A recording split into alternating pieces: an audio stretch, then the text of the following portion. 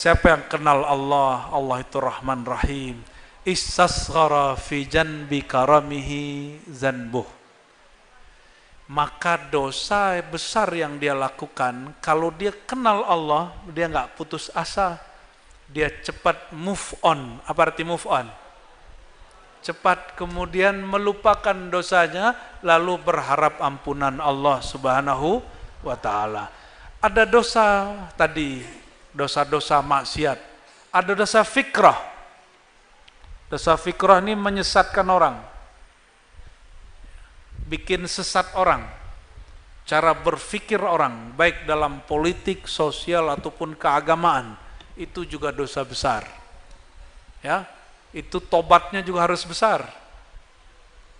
Juga apa yang lebih besar, dosa kolbu, ini lebih besar lagi. Dan dosa kolbu ini nggak ada makhluk hatta para nabi kecuali mereka minta ampun kepada Allah Subhanahu wa ta'ala.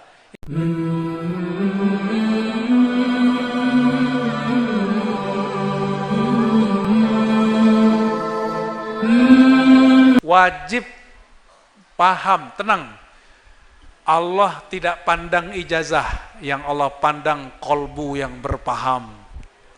Oke? Jadi kalau ustadz kalian ngasih nilai rendah, tenang, cukup katakan Allah tahu isi hatiku. Gaya bener. Nah, ini untuk santri lah ya. Ini untuk santri tuek-tuek nih habis ini nih. Fa inna man arafa rabbahu.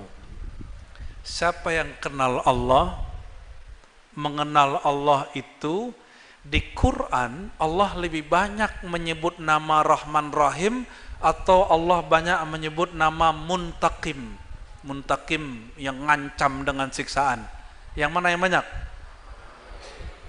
Kalau sudah kenal dengan Allah, Allah memperkenalkan dirinya sebagai Maha Pengasih, Maha Penyayang. Maka kalau ke Allah jangan tegang. Jadi guru-guru, ustadz-ustadz wajahnya jangan tegang kalau ngajar anak-anak. Kenapa? Allah pencipta kita memperkenalkan dirinya dengan kasih sayang, bukan yang serius-serius ya, kecuali bagian penegak kedisiplinan itu apa namanya Kiai? Ya. Mudabbir, keamanan, Kismul Amni. Ya. Oh, kalau itu boleh tuh, wajahnya seperti tadi tuh. Pak Panglima tadi mana dia? Wajahnya harus tegas sedikit ya. Halo? Ini dia lagi gosipin gurunya nih. Itu guru kita yang itu mukanya kayak malaikat maut katanya. Guru yang itu kayak malaikat Malik. Malaikat Malik itu malaikat mana? Malaikat penjaga neraka. Itu malaikat Malik nggak pernah diajarin dan nggak pernah dikasih tahu cara senyum. Maka di hari awal dicipta sampai saiki, sampai detik ini nggak pernah senyum, Mbak. Termasuk malaikat maut itu kalau mau mencabut orang itu dilihatin dari 70 hari itu 100 hari sebelum. Dilihatin tuh jidatnya terus sampai hari H. Ya, satu kedip hilang nyawa orang itu sama dia. Ya. Jadi kalau ada nih bom turun ke suatu tempat, ada 1000 orang di situ, malaikat maut nggak perlu atu-atu datang. Cukup dia pakai kedipan dan nafasnya, langsung semua nafas orang itu hilang. Ya, semoga kita dimuafatkan Allah dalam husnul khatimah. Amin rabbal. Kalau nanti malaikat datang, malaikat minta izin dulu sama Allah sama Rasulullah. Amin. Ya, wahai Rasulullah, ini umatmu ya gitu. Ya, yang baik-baik kalau mencabut nyawa umatku. Semoga digituin. Gimana caranya? Banyak-banyak bersalat. Sebelum tidur salawat dulu. Amalkan dulu sunnah Nabi SAW. Santri, perhatiin. Sebelum tidur kalian wudhu dulu ya. Ya, bersihin dulu ini tempat antara dua paha itu biar nanti nggak garuk-garuk. Kalau ya masa tidur main gitar, disuruh main gitar pas sadar nggak bisa. Dan harus ada maintenance Kiai. Sekali 3 bulan dicek kulit anak-anak ini. Karena santri ini paling sensitif kulit dan hatinya. Betul ya? Kalau perlu orang-orang kedokteran terus cek Karena ada penyakit menular, penyakit kulit. Tapi penyakit kulit masih gampang. Yang paling sulit itu penyakit penyimpangan seksual. Nah, jangan sampai terjadi ya. Amin ya rabbal. Siapa yang kenal Allah, Allah itu Rahman Rahim. Istasghara fi janbi karamihi zanbuh. Maka dosa besar yang dia lakukan, kalau dia kenal Allah, dia nggak putus asa, dia cepat move on. Apa arti move on? Cepat kemudian melupakan dosanya, lalu berharap ampunan Allah Subhanahu wa Ta'ala. Ada dosa tadi, dosa-dosa maksiat. Ada dosa fikrah. Dosa fikrah ini menyesatkan orang, bikin sesat orang, cara berpikir orang, baik dalam politik, sosial, ataupun keagamaan, itu juga dosa besar. Ya, itu tobatnya juga harus besar. Juga yang lebih besar, dosa kolbu, ini lebih besar lagi. Dan dosa kolbu ini nggak ada makhluk hatta para nabi kecuali mereka minta ampun kepada Allah Subhanahu wa Ta'ala. Ini semua yang hadir malam ini, tadi sholat isya'nya khusyuk atau tidak? Khusyuk apa kusut? Banyak ingat Allah atau kepikiran dunia? Pasti ada kepikiran dunianya. Gak usah kalian santri, ustadz aja kepikiran dunia, masa santrinya enggak? Ya.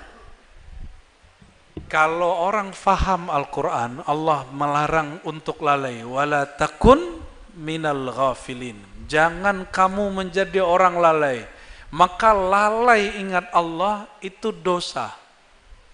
Jangan dikira dosa itu cuma mata jelalatan, ngomong kasar, bohong, itu pasti. Ada dosa yang paling bahaya, yaitu dosa tidak ingat Allah Subhanahu wa Ta'ala. Sholat itu zikir, di dalam zikir pun kolbunya nggak zikir, itu dosa besar bagi orang yang faham. Ya, oleh karenanya jangan putus asa. Kalau mengenal nama Allah, Allah itu Rahman dan Rahim. Jadi saya mengimbau diri saya sendiri dan kita semua, siapapun yang pernah berdosa dan siapapun yang memang ditakdirkan kita ini berdosa.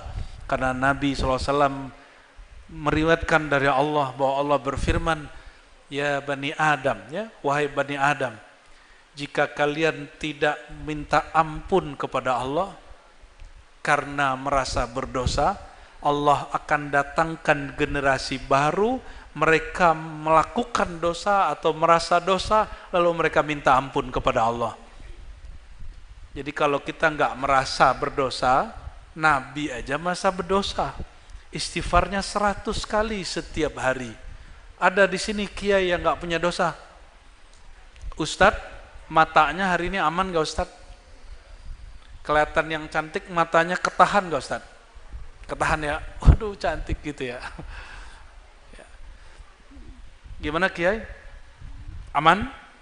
Hari ini ada dosa? Di mata? Ada di tinggi? Ada di lisan? Apalagi di kalbu. Jika Nabi tidak punya dosa, istighfarnya 100, kalau kita yang punya dosa, harusnya berapa? Harusnya tapi nggak usah 1000, pagi 100, sore 100. Itu ijazah dari Rasulullah SAW dan dikekalkan oleh para ulama-ulama kita, disebut wirid asas. Apa arti wirid asas? Ya, semoga nanti ini jadi amalan di pesantren. Wirid asas pertama, istighfar 100. Astaghfirullah, astaghfirullah, astaghfirullah. Saya kayak gitu tahlil. Ya. Coba santri-santri baca.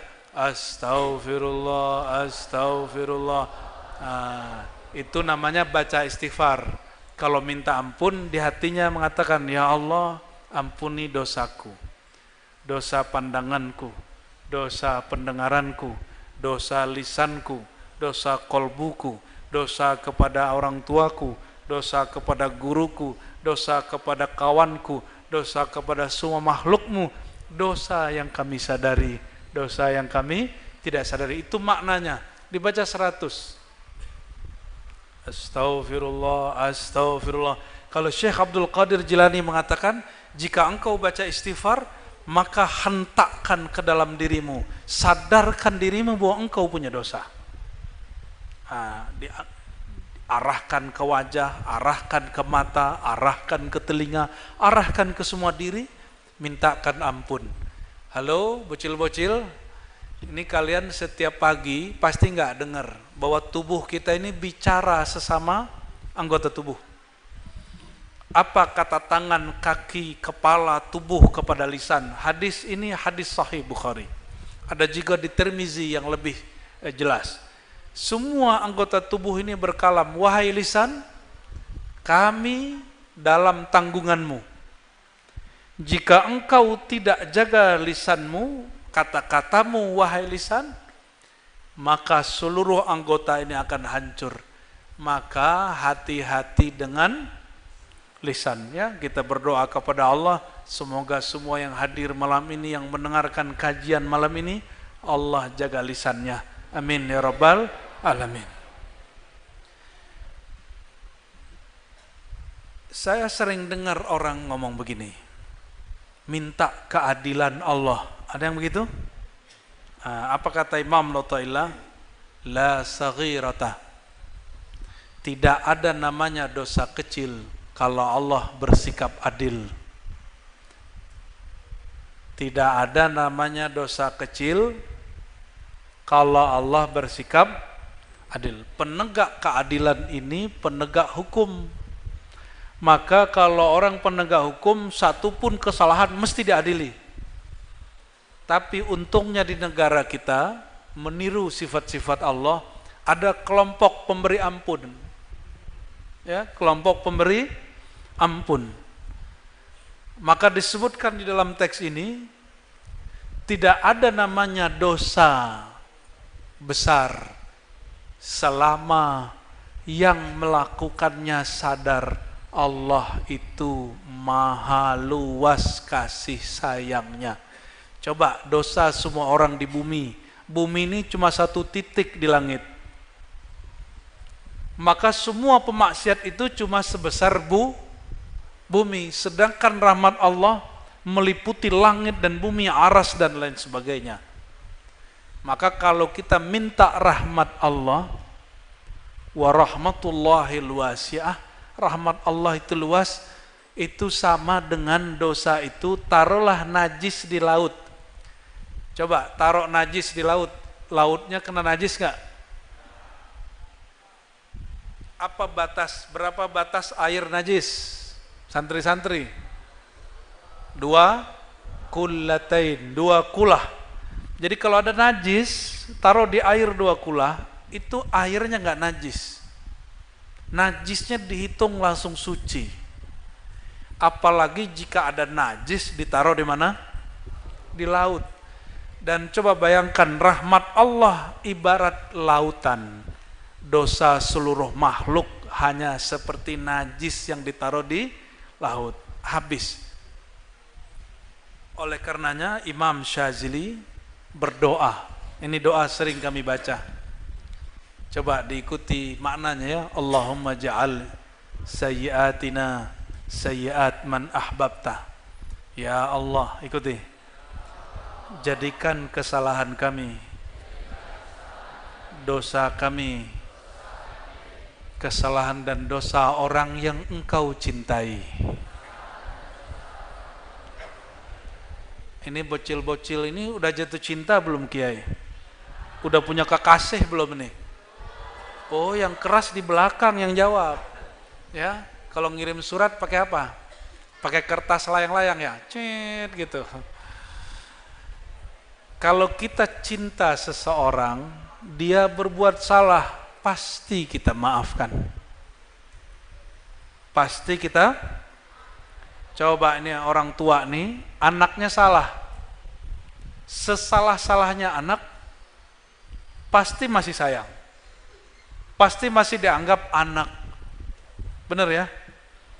Suami istri kalau betul cinta, sesalah-salah pasangannya, pintu maaf terbuka sayang, gitu. Kalian udah pengen kawin bocil-bocil. Yang berisik yang aww belakang itu ya. Allahumma sholli ala sayyidina Muhammad.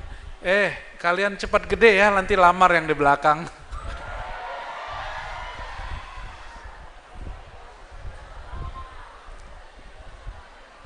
Nikah itu bukan cari pembantu ya. Nikah itu cari pakaian. Hunna libasul lakum wa antum libasul lahunna. Kalian pakaiannya pasangan, pasangan pakaiannya kalian. Pasangan itu disebut pakaian, bukan budak. Jangan sampai suami memperbudak istri, istri memperbudak suami, suruh kerja terus ya. Jangan sampai begitu. Harus menjadi kalau pakaian itu mesti cocok. Semoga santri-santri ini disiapkan untuk itu. Amin ya rabbal. Nanti kalian kalau sudah benar-benar cinta, pasangan kekasihnya salah, melakukan hal yang kita nggak suka, pasti dimaafkan. Ya. Malam yadhuk lam ya'rif. Yang belum pernah jatuh cinta nggak paham. Ya. Ini ada yang sorak-sorak nih Kiai, pengen cepat diakatin itu. Allahumma sholli ala sayyidina Muhammad. Apa kata Imam Syazili? Ya Allah, jadikan dosa kesalahan kami, dosa kesalahan orang yang Engkau kasihi. Allah kalau sudah kasih, sudah cinta, maka orang-orang yang pelaku dosa ini tidak akan disiksa, tapi diselamatkan. Lalu beliau mengatakan, wala taj'al hasanatina hasanat man aghbata. Ya Allah, jangan jadikan amal soleh kami amal soleh orang yang Engkau murkai. Jadi banyak yang nanya, orang Islam ini apa-apaan? Ya, amal solehnya dikit. Banyak kok orang gak Islam tapi punya amal charity yang banyak.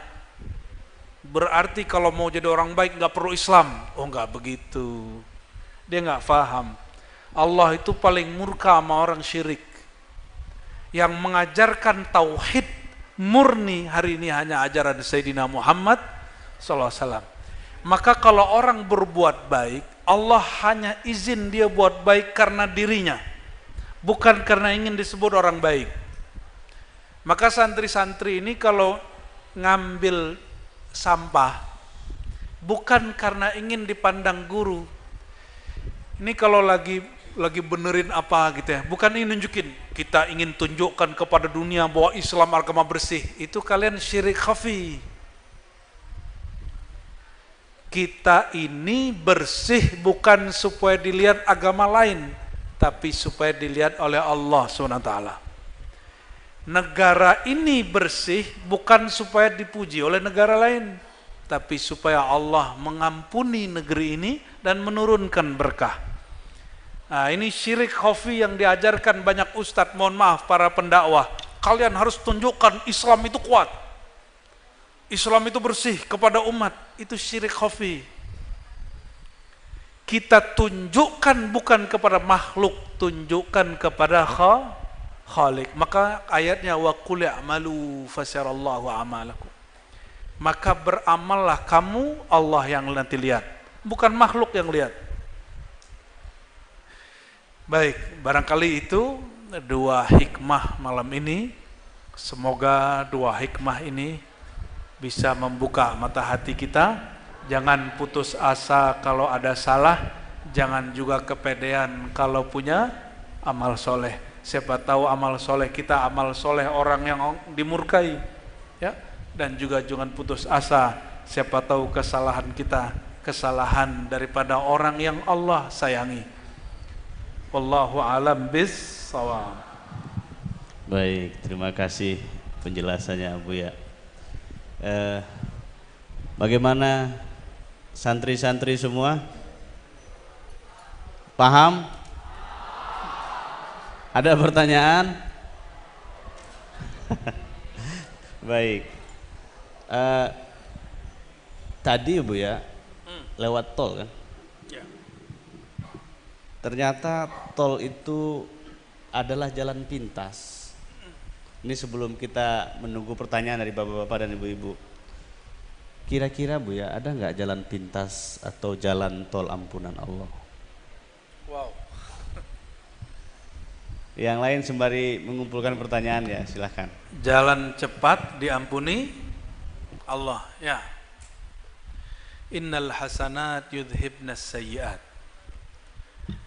Jalan cepat supaya kita diampuni Allah adalah sesungguhnya al-hasanat, kebaikan-kebaikan dapat menghanyutkan keburukan. Wa afdalul hasanat an ta'lam annallaha la ilaha illahu faqala fa'lam annahu la ilaha illallah. Hasanat terbaik, kebaikan paling best, paling baik adalah engkau bermakrifat, mengetahui la ilaha illallah. Maka jalan pintas dapat ampunan Allah, cari perhatian Allah, yaitu la ilaha.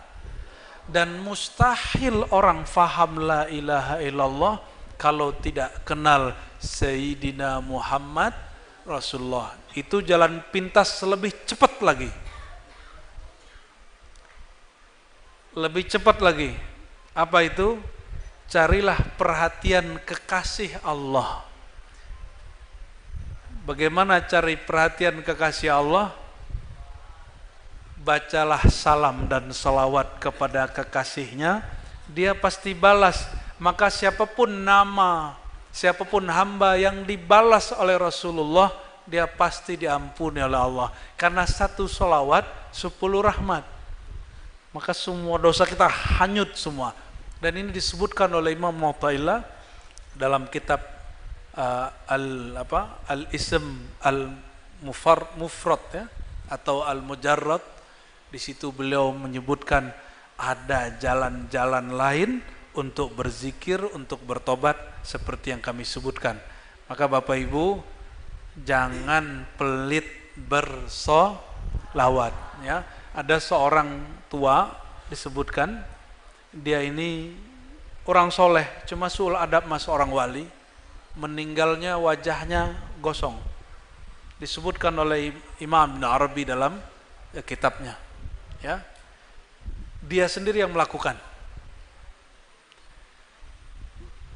Ketika takziah, dia nggak jadi pulang.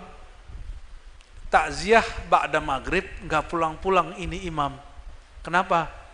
Ini imam Allah singkapkan rohaninya dan melihat wajah orang ini gosong dan teriak-teriak. Ini bukan hantu ya. Maka beliau bertanya, ya Allah, bagaimana cara membebaskan orang ini?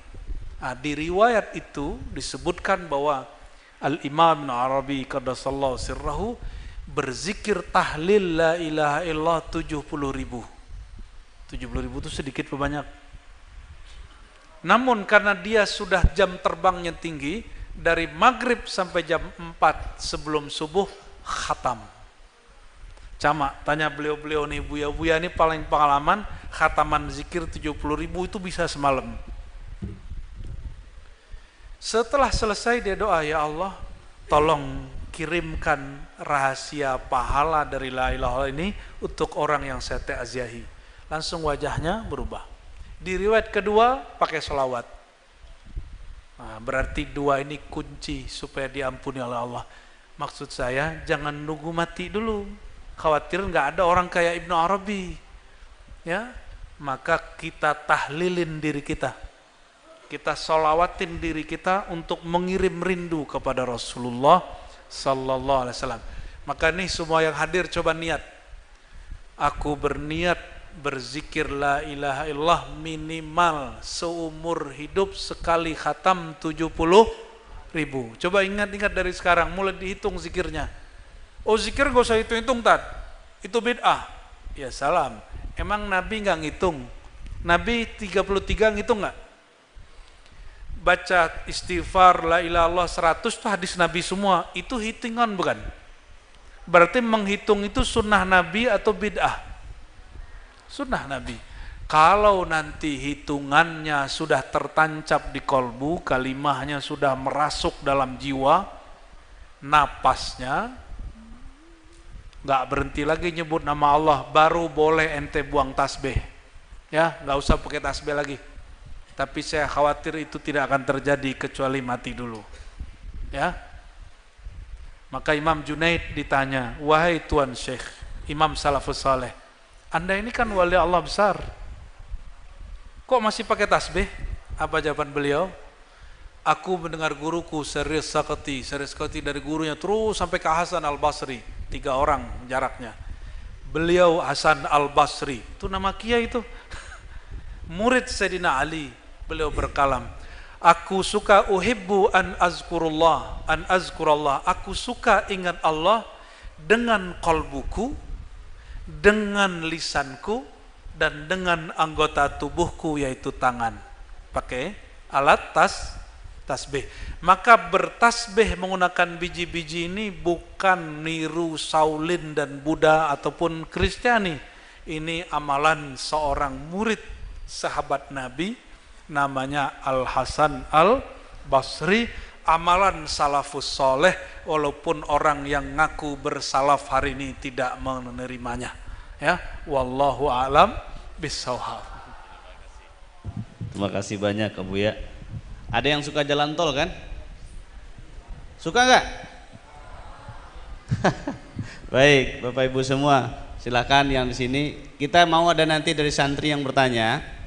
Nanti bagi santri yang bertanya akan kita kasih hadiah. Mau hadiah nggak? Di depan ini kita ada buku hikam. Ini ya. Tapi kita cuman bawa 2. Yang satu ini punya MC. Nanti dikirim. Tapi hari ini malam ini kita kasih ya. Yang satu punya saya. Oke. Nanti yang mau bertanya kita kasih itu tanda tangan Abuya. Nanti yang nyerahin langsung Abuya ya. Ada yang mau dapat hadiah nggak? Ayo silakan, siapa yang mau nanya? Santri itu apa santri muda? Santri yang muda, santri tua nanti. Silakan, siapa yang mau bertanya? Adinda.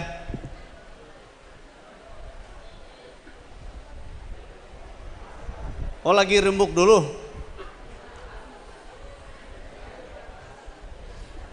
Atau ditanya? Ngasih pertanyaan atau ditanya? Oke, lagi rembuk ya, silakan. Bapak-bapak, ibu-ibu yang lain silakan yang mau bertanya sebelum kita nanti ke YouTube. Oke, silakan. Tolong dikasih mikrofon.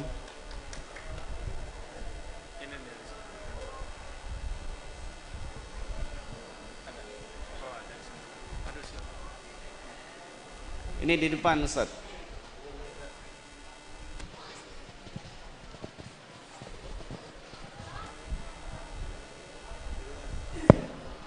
Bismillahirrahmanirrahim. Assalamualaikum warahmatullahi wabarakatuh. Syukron Ustaz Abuya sudah mengizinkan kami untuk bertanya. Ahlan wa sahlan wa marhaban bikudumikum wa hudurikum bima'han al-hidayah lima hafazatul Jambi, pesantren satu-satunya yang dimiliki oleh pemerintah Provinsi Jambi. Kami Ismi Misbahul Fajri, salah satu ya mengajar di pondok ini. Ya, izin bertanya. Yang pertama, pertanyaan kami mungkin karena santri belum nanya, jadi izin kami juga mewakili santri mungkin ya Ustaz. Oh ya. Mungkin pertanyaan pertama, ini kitab Al-Hikam karya Ibnu Athilah Askandari ini lumayan tinggi kajiannya, tasawufnya luar biasa ya. Tapi mungkin dasar dulu untuk kami ya, dan kita, santri khususnya, kami minta jelaskan, mohon izin kepada Buya tentang pertama itu syariat itu apa gitu. Yang kedua, thariqat itu apa gitu. Yang ketiga, ma'rifat itu apa gitu. Yang keempat, hakikat itu apa gitu. Jadi kalau sudah tahu tuh, kami berharap mungkin untuk santri bisa nanti ke depannya kita bisa bersama-sama mungkin untuk membantu santri mendalami kitab Al-Hikam ini. Karena di pondok ini ya jujur kami selaku pengajar sini juga belum pernah buka kitab ini gitu. Belum belajar kitab ini gitu. Memang kitab ini kitab khusus untuk tasawuf ya. Mudah-mudahan pembukaan pertanyaan kami tadi bisa nanti santri juga bertanya, dan kepada santri-santri tua tadi katanya juga bertanya gitu. Syukron Buya. Terima kasih atas waktunya. Kami akhiri billahi taufiq wal hidayah. Assalamualaikum warahmatullahi wabarakatuh. Assalamualaikum warahmatullahi wabarakatuh. Terima kasih Ustadz Syahrul. Ini Ustadz Syahrul ini minta Buya untuk jelasin untuk santri ya, terkait dengan syariat, thariqah, hakikat dan ma'rifat. Ya, insyaallah nanti akan dijelaskan oleh Buya. Adik-adik santri, siapkan pertanyaan setelah ini. Silakan Buya. Oke. Kalau syariat, tarekat, hakikat atau ma'rifat itu istilah orang dalamnya tasawuf. Kalau kita mau sajikan ilmu ini kepada orang yang belum bertasawuf, maka pengantarnya pakai hadis Sahih Muslim yang pertama, yaitu pertanyaan Sayyidina Jibril kepada Sayyidina Muhammad SAW, apa itu al-Islam, al-Iman, dan al-Ihsan. Lalu baru akhir zaman. Hari ini orang belajar akhir zaman, tapi tasawufnya belum oke. Semakin diceritakan tentang akhir zaman, semakin gelisah. Makanya banyak kajian akhir zaman bukan mengobati kolbu, tapi bikin rusuh kolbu, malah bikin was-was pikiran. Dan banyak yang sudah jadi halu. Saya sudah banyak ketemu Imam Mahdian. Udah banyak sudah. Itu asbab belajar ilmu akhir zaman, tapi Islam, iman, ihsannya nggak beres. Jadi 4 pilar belajar agama ini, karena Sayyidina Umar ditanya oleh Rasulullah SAW, wahai Umar, kamu tahu nggak siapa yang nanya? Inilah mukjizat Nabi SAW plus karomah semua sahabat yang hadir, menyaksikan sosok Jibril dalam bentuk manusia. Itu karomah, keramat. Keramat ini kemurahan Allah, berkat Rasulullah SAW. Para sahabat menyaksikan Jibril bertanya kepada Sayyidina Muhammad SAW. Jadi hati-hati, kalau ada tamu di pondok belum tentu manusia itu. Siapa tahu Nabi Khidir, siapa tahu Jibril, siapa tahu iblis. Kita belum tahu. Ya, itu urusan kiai lah tuh ya. Ya, harus tahu ilmunya ini. Sayyidina Umar jawabnya cuma gini, wallahu a'lam, ya, Allahu wa rasuluhu a'lam. Hanya Allah dan Rasul yang tahu. Sayyidina Umar mau jawab takut salah. Karena seperti anggota Polri jawabnya apa? Siap salah gitu. Sayyidina Umar begitu. Akhirnya Nabi SAW mengatakan, hei Umar, itu malaikat Jibril merinding Sayyidina Umar. Kenapa? Betul firasat dia, ini orang datang gak ada bekas debu, gak ada bau onta, bau kuda di badannya, rambutnya rapi, serbannya juga rapi, putih. Makanya hari ini saya serba putih kecuali ridaknya. Karena ini pengantar kajian tasawuf di sini. Jadi pakai hadis Imam Muslim yang menyebutkan tentang Jibril bertanya, apa itu Islam? Islam itu jawabannya rukun Islam. Rukun Islam itu agama yang zahir. Puncaknya haji. Maka mohon maaf Pak Haji itu sholatnya belum tentu khusyuk itu. Ya, kenapa? Dia belum belajar al-iman dan al-ihsan dengan sempurna. Lain dengan Pak Haji 50 tahun, 100 tahun yang lalu. Mereka kalau pergi haji, belajar tarekat dan suluk di Jabal Abi Kubais di depan Masjidil Haram. Sekarang ada nggak yang suluk kalau ke Mekah? Malah gagah-gagahan, saya nginap di bawah Tower Zamzam, begitu kan? Dulu orang nggak begitu, orang dulu sekolah malu pulang kalau nggak suluk di Jabal Abi Kubais. Dulu di situ pusat ulama-ulama ahli tasawuf, ahli zikir. Sekarang dijadiin kantor sama istana oleh orang Saudi. Ya, sufinya lari ke Indonesia. Jadilah Buya Dr. Aldomi. Islam, iman, ihsan. Nah, iman itu tentang ideologi dan keyakinan. Namun yang lebih penting ihsan. Apa arti ihsan? Engkau menyembah Allah dan merasa memandangnya. Kalau terjemahan biasa seakan-akan memandangnya, itu terjemahan harfiah. Sudahkah ada di antara yang hadir sholat rasanya jumpa dengan Allah? Ada belum? Kalau belum, berarti misi Rasulullah SAW di sini belum lengkap. Walaupun baca kitabnya sudah 1000 kitab. Karena kitab-kitab itu di dalamnya tidak ada zauk, tidak ada rasa ihsan. Ihsan adanya di sini. Maka mesti diambil dari ahlul ihsan, dari kolbu orang yang Allah berikan rasa ihsan. Karena kolbul muhsinin kitabun.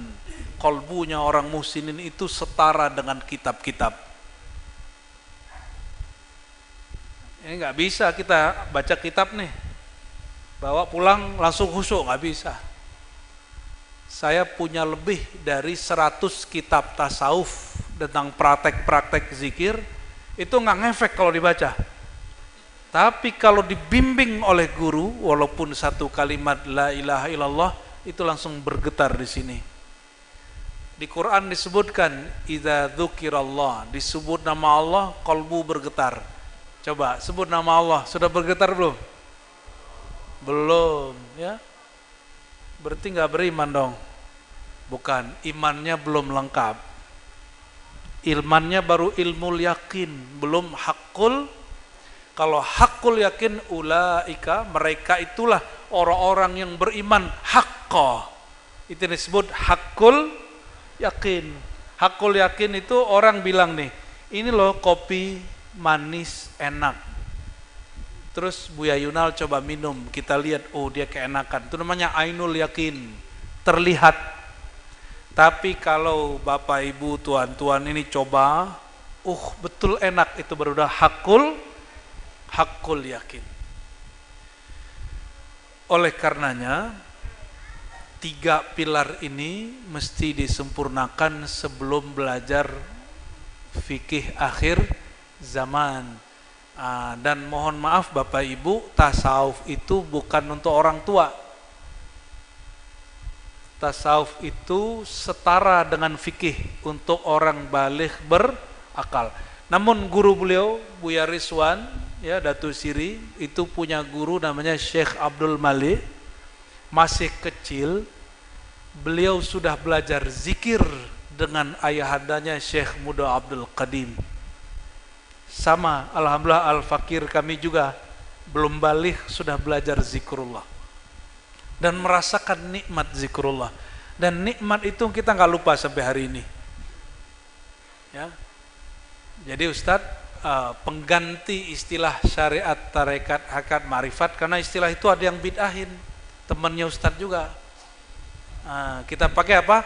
Islam, iman, ihsan, akhir zaman. Ya, wallahu a'lam bis-shawab.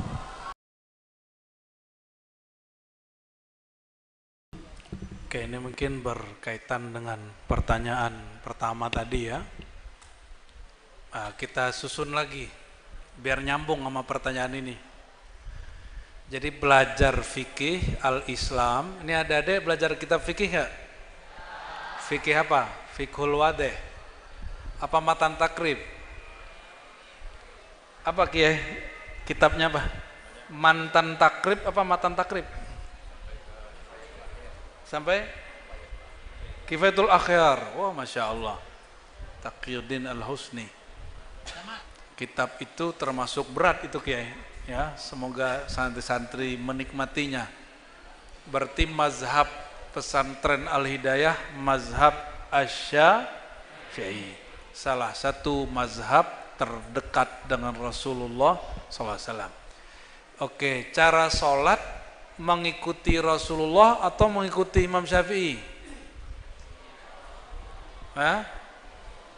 Ada yang lihat Rasulullah. Kata Rasulullah SAW, hadis Imam Bukhari, "Shallu kama ra'aitumuni usolli." Coba terjemahkan, "Shallu, sholatlah kamu, kama ra'aitumuni, kalian kamu melihat aku sholat, usolli." Pinter juga nerjemah, cuma beberapa orang aja. Shallu kama ra'aitumuni usolli, sholatlah kamu sebagaimana kalian lihat, bukan baca kitab,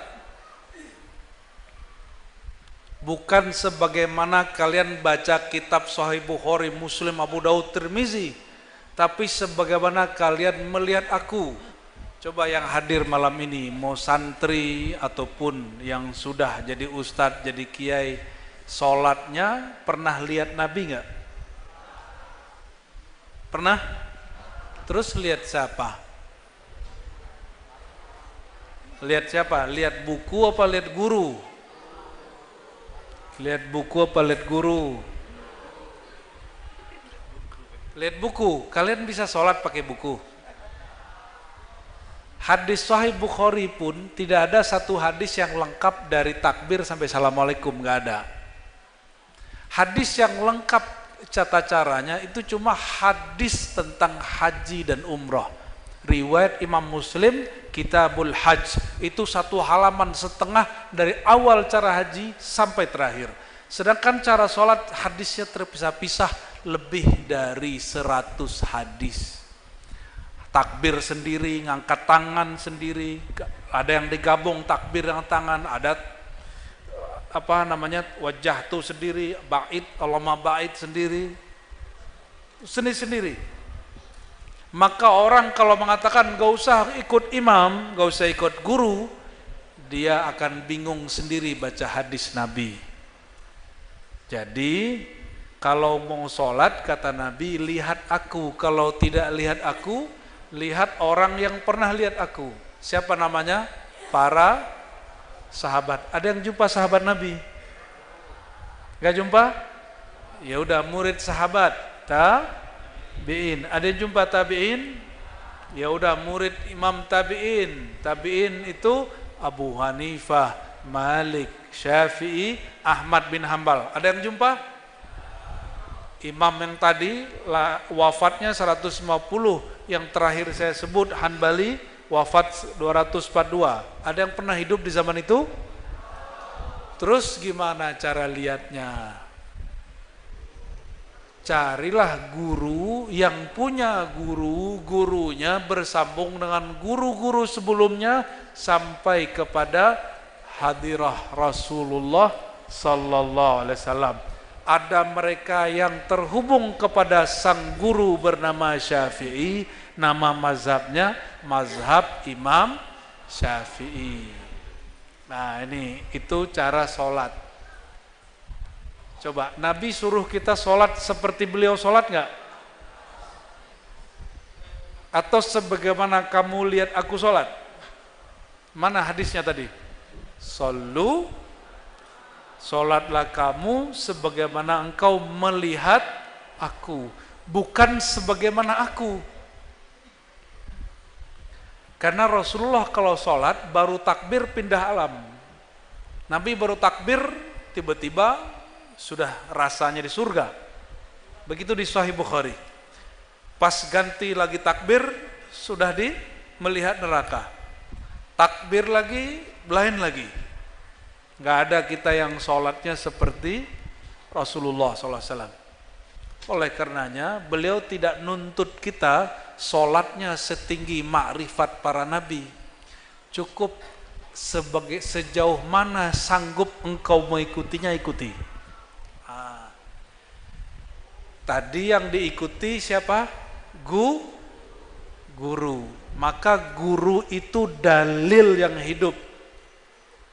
Dalil yang hidup. Jadi kalau kalian sudah punya guru, itu dalil di hadapan Rasulullah SAW. Bahwa kita benar umat Nabi punya guru. Si guru ada yang ahlinya mengajarkan sholat yang zahir, mulai dari rukun, niat, takbir sampai salam. Cuma guru yang sama kadang tidak bisa mengajarkan cara kolbu sholat. Ya, kolbu itu sholat nggak? Aqimis sholata lidzikri, dirikan sholat untuk mengingat aku. Yang dapat ingat Allah itu cuma kolbu.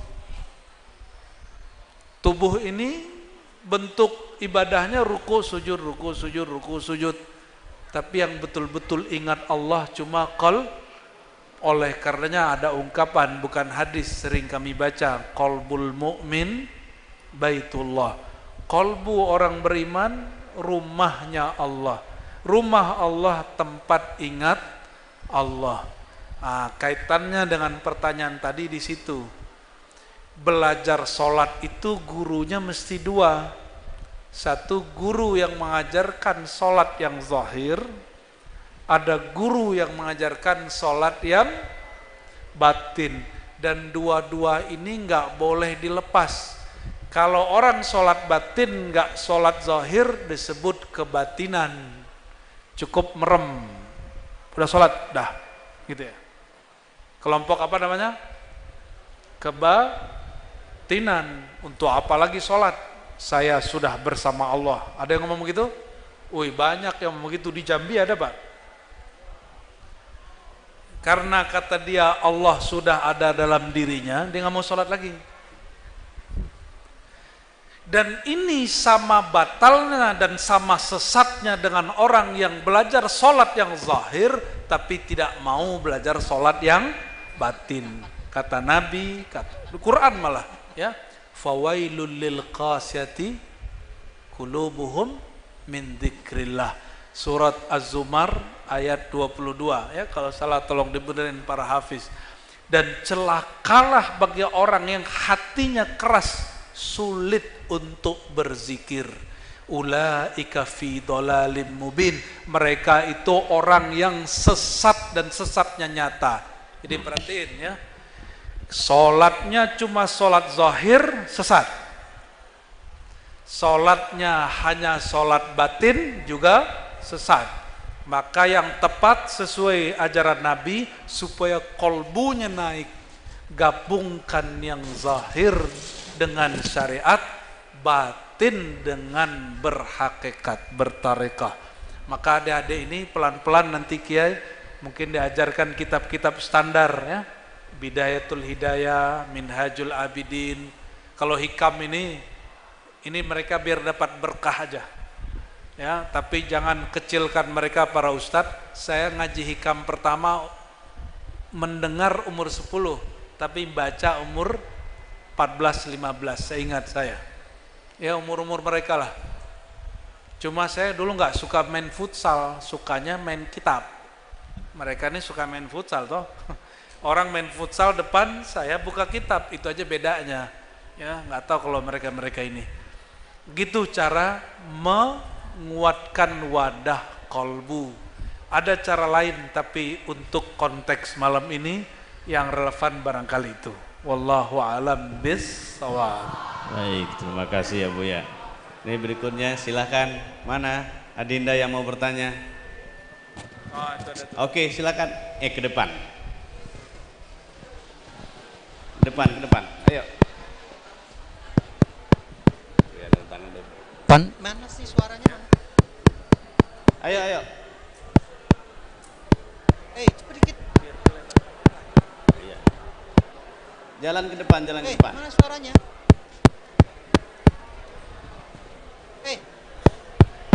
Tes 1 2 3 tes. Di sini nih, nanyanya di sini.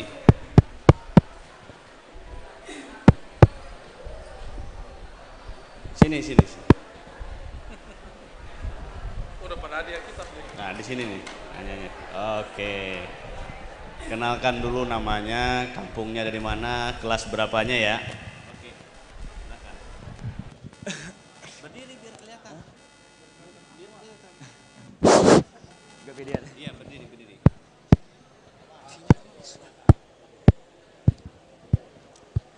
Baiklah, Assalamualaikum warahmatullahi wabarakatuh. Perkenalkan, nama saya Emrah Syapanji Putra Pratama dari kelas 5, berasal dari kota Jambi.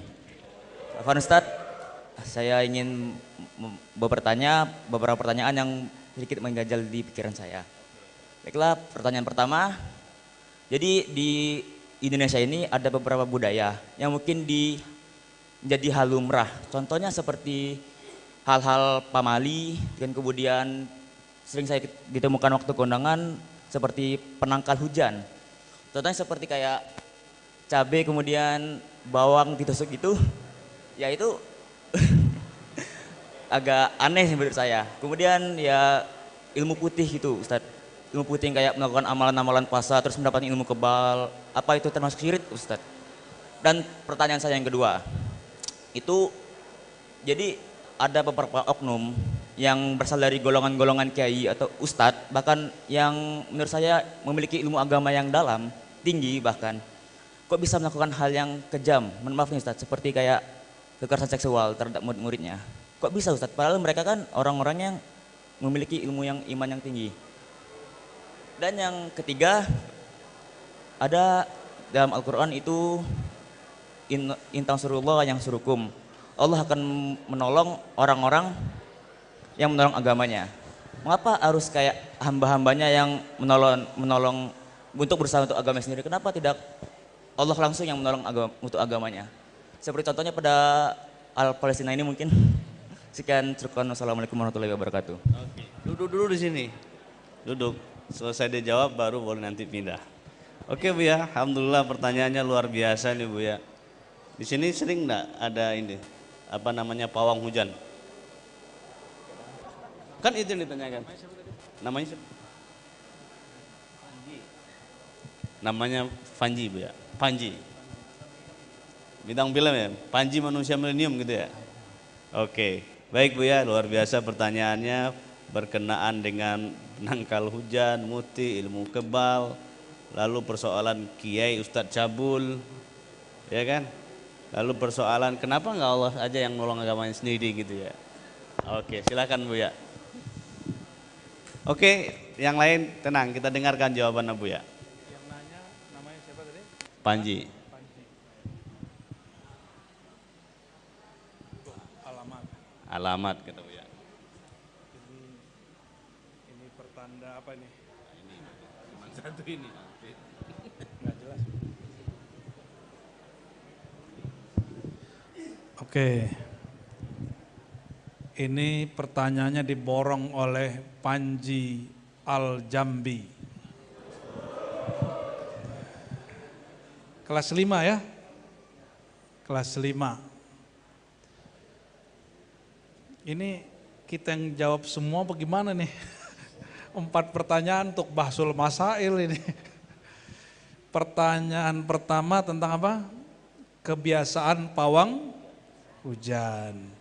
Kalian tahu nggak para santri, Nabi itu mengajarkan jadi pawang hujan. Dan Nabi itu pelaku pawang hujan yang syar'i. Maka buka kitab hadis, gak usah kitab hadis deh, kalian belajar fikih ya. Kitabul Istisqa, bab tentang meminta di situ disebutkan hadis, Nabi SAW lagi khutbah Jumat, ada sahabat nanya, ya Rasulullah, kampung kami lagi paceklik, lagi kekeringan kemarau, tolong doakan kami. Maka Nabi berdoa, apa kata Nabi? Allahumma sayyibna, ya, sayyiban kathiran. Ya Allah, tolong turunkan hujan sederas-derasnya bagi kami.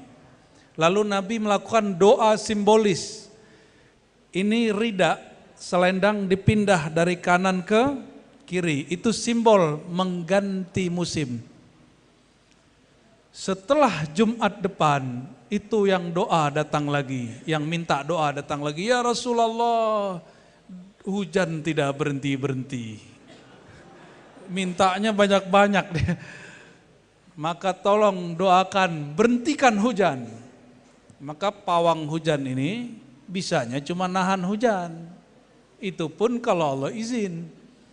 Kalau Rasulullah SAW setelah minta hujan turun, sekarang minta, ya Allah hentikan hujan, berhenti hujannya. Berhenti hujannya. Kita juga ngalamin hal yang sama kemana-mana aja, sering majelis. Sekarang udah gak berani lagi, kalau hujan-hujan aja. Takut orang kemudian mengkultuskan. Lagi panas kita doa, ya Allah tolong tutup. Cuma 5 menit langsung kututup semua. Gerahnya bukan main, kututup langsung. Ya, kejadian itu dulu di salah satu tempat di Sumatera juga.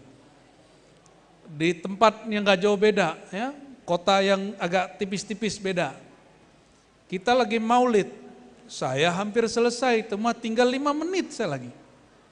Tiba-tiba hujan mau turun, kita ngomong, ya Allah tolong tahan sebentar, terus kita canda, malaikat rahmat tahan bentar ya. Itu angin putar, pergi lagi. Ini tahadus bin ni'mah, kan nikmat Allah boleh diceritain loh. Wa amma bi ni'mati rabbika fahaddis, surat Thaha ayat terakhir. Nikmat Allah ceritain. Kenapa saya berani begitu? Karena Nabi kita mengajarkan itu. Bukan berarti saya ini payung hujan, ya. Jadi seorang guru agama harus siap-siap jadi pawang hujan yang syar'i. Yang apa? Yang syar'i. Rasulullah itu kalau lagi minta hujan yang paceklik, tangannya ngangkat sampai kemudian mohon maaf, ya, ketiak beliau yang indah sekali putih itu tampak. Beda kalau kita kunut kan begini aja ya, ini langsung diangkat.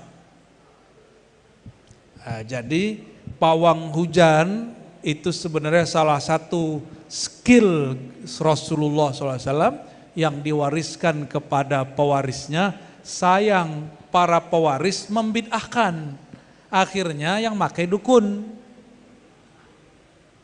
Jadi para kiai ini wajib punya.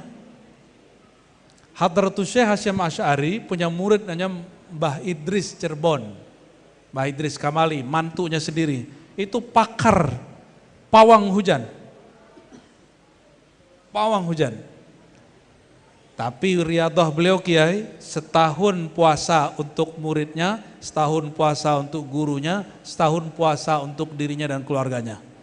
Nggak ada kiai hari ini kuat begitu kecuali 1-2. Maka kalau doa untuk santri muridnya seperti berdoa untuk anaknya, maka doa ulama untuk umatnya seperti doa Nabi untuk umatnya. Ya, baru doanya mustajab. Jadi pawang hujan boleh nggak? Pakai simbol-simbol nggak ada masalah. Ini simbol nggak? Namanya doa birrumuz. Doa apa? Doa dengan simbol, memindahkan rida selendang serban dari kanan ke kiri. Allahumma hawwil alaina, gitu. Gitu doanya. Ya Allah gantilah musim kami. Memindah itu doa simbolis. Orang kita doa simbolisnya lebih kreatif. Ditaruhlah apa tadi? Pisang. Apalagi? Cabai. Itu bukan syirik. Itu namanya doa simbolis. Itu hukumnya tidak syirik, tidak haram. Yang penting yang melakukan pewaris Rasulullah SAW mengerti ilmu tauhid. Kalau nggak ngerti nggak usah lakukan, mending ditinggalkan. Nah, jadi pelakunya siapa? Mesti orang yang belajar akidah ahlus sunnah. Apalagi ya tadi yang kedua? ilmu kebal, ente mau? Tadi yang duduk di sini tuh gurunya, mursyidnya itu. Ada dua tadi kan? Dua-duanya jago itu. Ada ilmunya. Hadis Abu Daud, Bismillahilladzi la yadurru ma'asmihi syai'un fil ardi wala fis sama wa huwas samiul. Itu istighosah kita, itu isinya. Dengan nama Allah, siapa yang bersama namanya, tidak ada yang dapat merusak, mengganggunya, memudaratinya, baik yang dari langit, malaikat, apapun dari bumi, semua makhluk, mau jin, mau hewan, mau golok, mau apapun, nggak sanggup. Maka Syekh Abdul Somad Palembani itu nggak bisa ditembak, nggak bisa dibunuh oleh Belanda. Setelah pindah ke negeri Siam, baru ketahuan caranya. Beliau lagi lalai, lagi lengah, itu diputus badannya, kepala sama badannya. Ada, ya. Jadi ilmu debus itu bukan ilmu syaitan, kecuali ente bersekutu dengan syaitan. Jadi ilmu debus ini pakai Bismillahil lazi la yadurru ma'asmi, itu yang dibaca. Coba tanya sama beliau tadi itu. Bacaannya itu, lalu baca kul hu Allah dan segala macam. Ada zikirnya, itu rahasia, ente gede dulu ya. Gak usah belajar debus lah sekarang ngaji kitab dulu. Ntar kalau mau nanti saya hantarkan ke ulama-ulama pewaris Bismillahillazila yadurru ma'asmi. Itu ada ya. Yang tempat duduk ente tadi tuh, masih ingat gak yang ada jenggotnya tadi tuh? Itu jangankan ente, setan aja takut sama beliau. Ya, apalagi yang kedua, mutih. Mutih dulu ya. Mutih itu, tahu mutih gak? Bukan pakai bedak putih, bukan. Mutih itu makan yang hanya nabati, tidak memakan yang bernyawa. Itu namanya tirakat mutih. Mutih itu latihan ulama-ulama ahli zikir yang melakukan khalwat. Khalwat itu menyendiri supaya mengendalikan nafsu. Jadi nafsu kita ini berkait dengan makan. Nafsu birahi berkaitan dengan makan hewan yang birahinya kuat. Yang suka kawin apa? Kawin mulu, kambing tuh, kambing apa? Kucing jangan dimakan, Pak. Apalagi sapi, kuda, ya. Yang hewan-hewan ini kan suka kawin. Kalau ente makan itu energi birahinya pindah ke kita. Maka ustadz-ustadz yang mengalami ya syahwat yang besar, coba mutih. Coba mutih, nanti syahwatnya bisa diatur. Ya. Tapi jangan lebih dari 20 hari, selewat 20 hari makan daging lagi. Ini pesan dari Maulana Khalid yang beliau punya murid mursyid di Jabal Abi Kubais namanya Abdullah Afandi An-Naqsyabandi Al-Khalidi. Apa kata beliau? Kalau orang mutih gak boleh lewat 20 hari. Kenapa? Kalau lewat 20 hari nanti energi di badannya ngambil dari tulang, makanya orang begitu kurus. Maka biasanya di surau-surau suluk hari ke-20 makan kambing ya. Tanya sama dokter. Jadi kita tidak mengharamkan hewan bernyawa secara mutlak ya. Jadi itu boleh bahkan dilakukan setiap hari, tapi setiap hari 20 batalkan ya. Terus apa lagi? Kenapa ada kecabul? Oke. Kiai itu yang cabul apanya? Kitabnya. Bukan, apanya yang cabul? Syahwatnya. Si kiai, dia kiai baru ilmunya. Belum waman nahan nafsa anil hawa. Dia belum jadi kiai dalam bab menahan nafsu. Jadi kiai ini macam-macam. Sama, doktor ini macam-macam enggak? Ilmu ada ilmu fikih, orang pakar fikih belum tentu pakar tasawuf. Yang pakar untuk mendidik jiwa belum tentu dia pakar ilmu fikih dan sebaliknya. Maka kiai-kiai ahli baca kitab kuning ini kadang-kadang kalau tidak mau belajar cara merawat kolbu akan mengalami hal itu 1-2.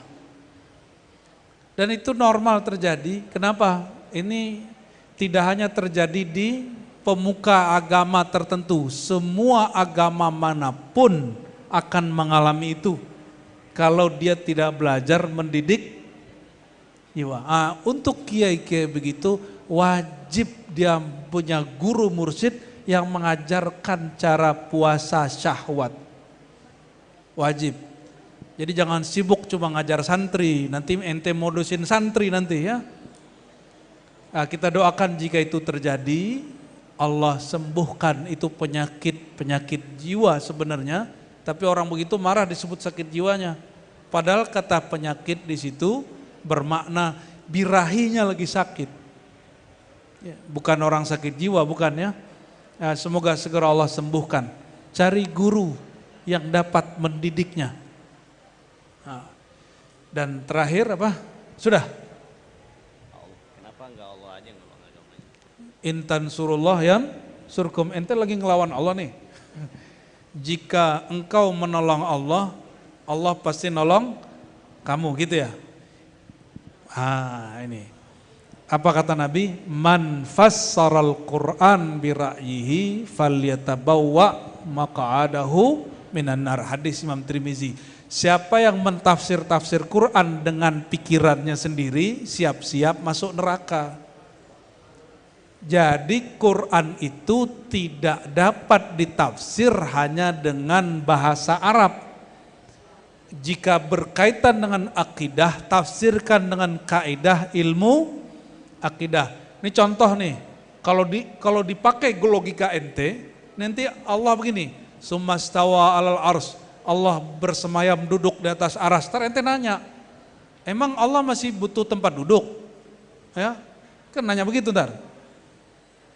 Yanzilu Rabbuna, hadis qudsi, Allah turun sepertiga malam terakhir. Emang muat Allah turun ke bumi? Itu mesti dibaca dengan ilmu akidah. Coba lihat tafsirnya. Intan surullah tafsirnya apa? Intan suru ada 2. Intan suru dinallah, intan suru ibadallah. Kebanyakan kitab tafsir hanya menyebutkan yang pertama. Intan suru dinallah. Jika engkau menolong agama Allah tanpa orangnya ada nggak? Ilmu tapi nggak ada orang alimnya ada nggak? Coba kitab banyak tapi orang alimnya nggak ada. Ilmunya ada nggak? Nggak ada. Maka intan suru ibadallah. Jika engkau menolong hamba-hamba Allah, Allah akan tolong kamu. Dari mana tahu caranya? Maka baca nanti usul fikih. Ini Panji dan teman-teman nih ya. Hei yang belakang, kalian nyimak gak? Nyimak gak? Nah, tidak sembarangan kalau udah ngerti bahasa Arab langsung nerjemah. Dalam hadis Imam Muslim, hadis Qudsi, Allah berfirman, perhatiin, ya ibadi, wahai hamba-hambaku, ya abdi, wahai hambaku, maridtu falam ta'udni, aku sakit kalian belum menjenguk. Si hamba bertanya, Allah itu asik, nggak horor kayak ustadz yang horor, ya, tobat ustadz ya kalau yang horor. Apa kata Allah? Kata si hamba, ya Rabb, kaifa tamridu wa anta Rabbul Izzah. Bagaimana mungkin kau sakit sedang kau Tuhan yang perkasa? Dijawab oleh Allah, ia berfirman dan mengatakan, maridu abdi falam ta'udhu, hambaku sakit engkau tidak jenguk. Maka ketika Allah mengatakan aku sakit, yang dimaksud sakit hamba, itu dalilnya. Maka jika disebut intan surah, bantulah Allah, yang dimaksud bantu hamba Allah. Bahkan termasuk membantu fuqara masakin, itu termasuk membantu Allah. Hadisnya apa? innama tunsaruna bidu'afaikum, kalian dibantu Allah karena bantu orang-orang du'afa. Cocok lah sama Pak Kiai ini ketua Basnas ya. Semoga Allah berkahi. Panji ini dapat hadiah nggak Bu ya? Iya. Hadiahnya apa Bu ya? Buku Bu ya, ditandatangan. Oke. Bu, ini sudah ada tanda tangan Bu ya ini. Oh, nggak apa-apa. Hadiah untuk Panji. Bu ya, nyerahin. Oke, Panji. Iya.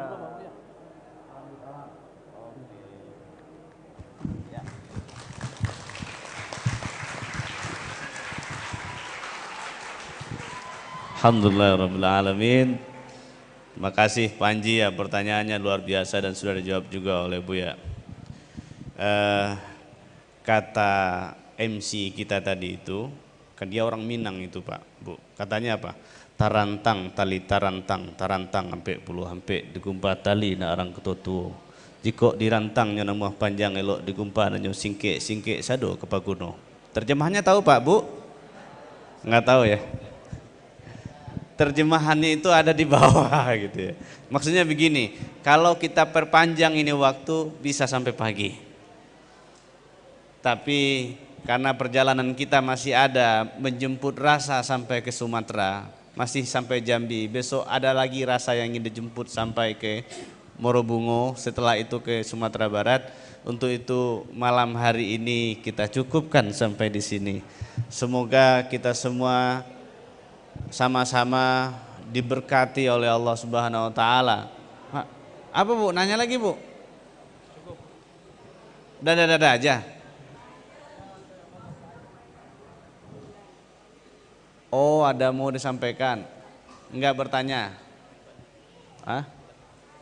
Oke. Nanti Bu ya, kita selesaikan dulu ini. Di Payakumbuh kata Bu ya. Baik, Bapak Ibu semua terima kasih. Kita ucapkan kepada Pak Kiai, pimpinan pondok kita ini, Pak Kiai Hasan Basri ya. Kemudian kepada seluruh asatiz dan asatizah, kemudian semua stakeholder yang mendukung agenda kita ini. Alhamdulillah hikam kita malam ini disiarkan langsung dari Pondok Pesantren Al-Hidayah Jambi. Dan kita doakan agar pondok pesantren ini selalu menghidupkan tradisi aswaja dan selalu mencetak ulama-ulama yang mempertahankan ahlu sunnah wal jamaah. Amin ya rabbal alamin. Untuk itu mari kita tutup agenda kita malam ini dengan membaca hamdalah. Alhamdulillahi rabbil alamin. Berikutnya kita minta Buya untuk mimpin doa Buya.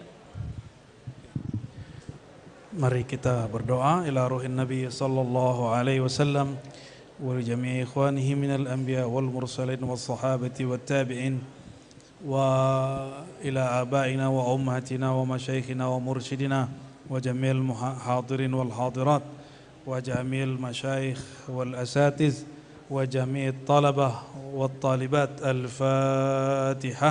أعوذ بالله من الشيطان الرجيم. بسم الله الرحمن الرحيم. الحمد لله رب العالمين الرحمن الرحيم مالك يوم الدين. إياك نعبد وإياك نستعين صراط المستقيم صراط الذين أنعمت عليهم غير المغضوب عليهم ولا الضالين آمين. اللهم بحق الفاتحة يا منزل الفاتحة صل على الفاتح سيدنا محمد صلى الله عليه وسلم. Allahumma ya Allah yang menurunkan suratul Fatihah, yang membukakan hati kami berkat Fatihah, mohon sampaikan salam rindu kami kepada Sayyidina Muhammad yang engkau sebut dengan Al-Fatih sang pembuka. Allahumma salli ala Sayyidina Muhammadin al-Fatih lima ughliq wal khatim lima sabaq nasirul haqqi bil haqqi wal hadi ila siratal mustaqim wal alihi haqqa qadrihi wa miqdaril azim. Allahumma ya ghaffar ya ghafur ya sattar ya sattar ustur auratina bi jamal sitrik. Allahumma ya Allah, sebagaimana engkau maha tahu semua aib kami, semua dosa-dosa kami ya Allah, maka tutuplah semua aib kami dengan keindahan sifatmu, dengan kebagusan namamu. Ya Allah, semua kami pendosa, semua kami pernah berbuat salah. Mohon ya Allah hapus semua kesalahan dan dosa kami. Dan ya Allah, kami ini punya tabiat yang buruk, punya kebiasaan buruk ketika sendiri, punya kebiasaan buruk ketika jumpa orang-orang yang mungkin juga sama buruknya hatinya dengan kami. Ya Allah, bersihkan hati kami dari keburukan, bersihkan hati kami dari semua tabiat-tabiat yang tidak Engkau ridhai. Allahumma ya musarrifal qulub, ya Jabbar, ya Allah yang maha mengubah dengan sangat mudah. Ubahlah kalbu kami yang keras menjadi lembut. Ubahlah pikiran kami yang sempit menjadi luas. Ubahlah ya Allah hati kami yang sakit, hati kami yang sangat-sangat sulit untuk diajak mengingat Engkau, jadi mudah dan lembut untuk berzikir kepada Engkau. Ya Allah, bukakanlah pikiran hati kami, khususnya santri-santri yang ada di pesantren Al-Hidayah ini. Allahumma ya Allah, berkahi guru-gurunya, berkahi orang-orang yang khidmat di tempat ini. Allahumma ansurna, Allahumma ansurna, Allahumma ansur al-muallimin, Allahumma ansur al-mujahidin, wansur ya Allah jami'at talaba wa talibat bi fathin minka ya fattah ya fattah, iftah lana walahum birahmatika ya arhamar rahimin. Allahumma ya Allah, ikhtim lana ya Allah bi husnil khitam, ikhtim lana ya Allah bi husnil khatimah, ya Allah biha, ya Allah biha, ya Allah bi husnil khatimah. Ya Allah, tutuplah hidup kami ya Allah dengan husnul khatimah, dengan membaca la ilaha illallah Muhammadur Rasulullah sallallahu alaihi wasallam. Rabbana atina fid dunya hasanah wa fil akhirati hasanah wa qina adzabannar. Wa sallallahu ala sayyidina Muhammad walhamdulillahi rabbil alamin. Sallallahu ala Muhammad sallallahu alaihi wasallam. Sallallahu ala Muhammad sallallahu alaihi wasallam. Jamaatan. Sallallahu ala Muhammad sallallahu alaihi wasallam. Sallallahu ala Muhammad sallallahu alaihi wasallam. Ya Nabi salam alaika, ya Rasul salam alaika, ya Habib salam alaika, salawatullah alaika. Sallallahu ala Muhammad sallallahu alaihi wasallam. Sallallahu ala Muhammad sallallahu alaihi wasallam. Al-Fatiha.